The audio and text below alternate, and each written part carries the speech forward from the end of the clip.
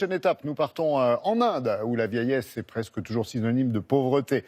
La situation des personnes âgées est là-bas donc souvent délicate, pour ne pas dire catastrophique. Bonjour Nicolas, comment fonctionne ce système des retraites en Inde et à quoi les Indiens ont-ils droit lorsqu'ils s'arrêtent de travailler ?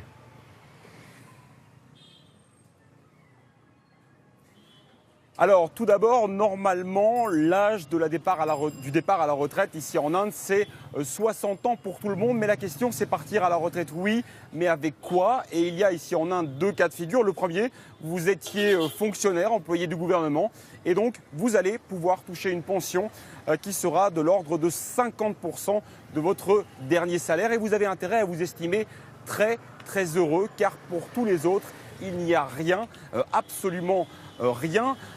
Bien sûr, vous auriez pu cotiser pour une caisse privée de pension, mais comme vous l'imaginez, pour la grande majorité ici en Inde, c'est absolument impossible. Les commerçants, les petits vendeurs de rue, les chauffeurs de triporteurs ou bien les agriculteurs ne peuvent tout simplement pas payer ce type de caisse privée. Il y a tout de même une pension de survie qui est mise en place par le gouvernement indien pour tous les seniors qui se retrouvent en dessous du seuil de pauvreté, et c'est à eux que nous nous sommes intéressés justement dans ce reportage. Il est signé Marine Giraud, Sonia Kolavitsa et Sidou Yadav. Son gyrophare n'est jamais allumé. Pourtant, cette ambulance sauve des vies. Sandeep Kumar et son équipe l'utilisent pour livrer des médicaments aux retraités de New Delhi. Certains ne peuvent se déplacer, alors ils viennent à eux. Ce sont des personnes âgées. Elles ont plus de 60 ans et ne peuvent pas se déplacer sans être accompagnées par quelqu'un. Donc on leur livre des médicaments et de l'attention juste au pas de leur porte. L'ambulance leur permet aussi de faire passer le mot. Venez tous, on va ouvrir le camp médicalisé. L'équipe est rodée pour l'installation. Chaque mois, ils mettent en place cette clinique improvisée. Dans la salle d'attente, ces personnes âgées ont tous connu une vie de labeur. Mais elles ne touchent pas de retraite. Une simple pension de survie versée par le gouvernement et qui est loin de suffire. Ma pension s'élève à 22 € par mois. C'est à peine assez pour payer l'entretien de la maison et ma nourriture. En Inde, seuls les fonctionnaires ont le droit à une retraite. Les autres doivent souscrire à une caisse privée. Mais la plupart n'en ont pas les moyens et se retrouvent sans rien. Toutes les économies sont donc bonnes à prendre. Ici, les médicaments et les soins sont gratuits. Oui, grand-père, dites-moi tout. J'ai des problèmes avec mes yeux, je ne peux pas bien voir. Pour vos yeux, on va s'en occuper. Les hôpitaux publics sont bondés. C'est pour ça que les personnes âgées ne peuvent pas y aller. Et si elles y arrivent, elles ne peuvent pas rester longtemps dans les files d'attente. Les cliniques privées, elles, sont trop chères. Et ce n'est pas tout. Une fois à la retraite, certaines personnes se retrouvent isolées, délaissées par leurs proches, oubliées. Beaucoup ne connaissent même pas leurs droits et n'appellent pas à l'aide. Les associations peinent donc à leur porter secours.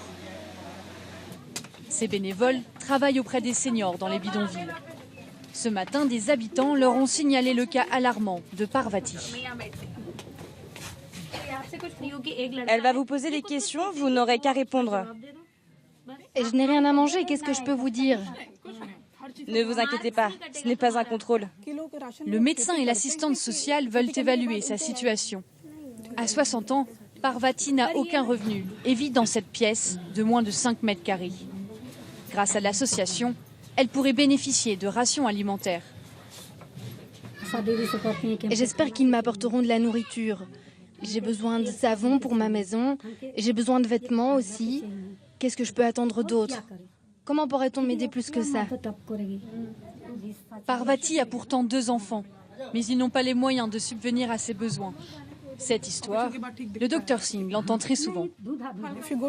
Dans les foyers normaux, la taille des familles varie de 5 à 12 personnes, vous savez. Et il n'y a qu'une personne qui gagne de l'argent. Pour lui, la priorité, c'est d'abord de remplir les estomacs de sa femme et de ses enfants. Ses parents sont souvent mis de côté. Les retraités restent donc en bas de la liste des priorités. Pourtant, leur nombre aura triplé en 2050. L'Inde vieillit et s'enfonce peu à peu dans une crise démographique. Nicolas, vous venez de parler de crise démographique. Comment le pays va-t-il y faire face ?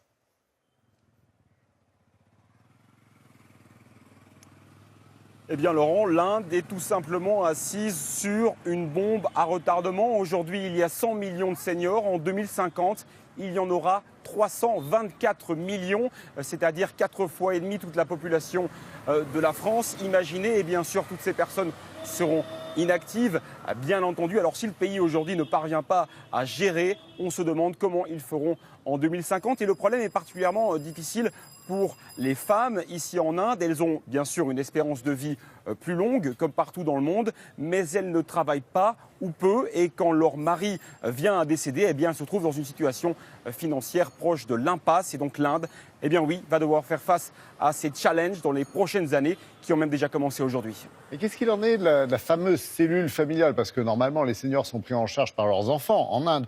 C'est plus le cas du tout maintenant ?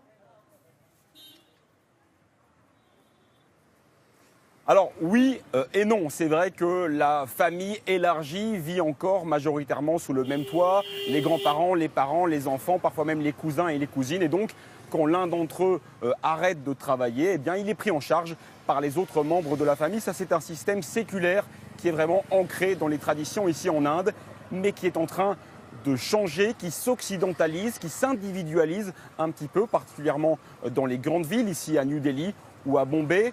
Pourquoi ? À cause de l'essor économique, à cause de la modernisation, de l'urbanisation aussi.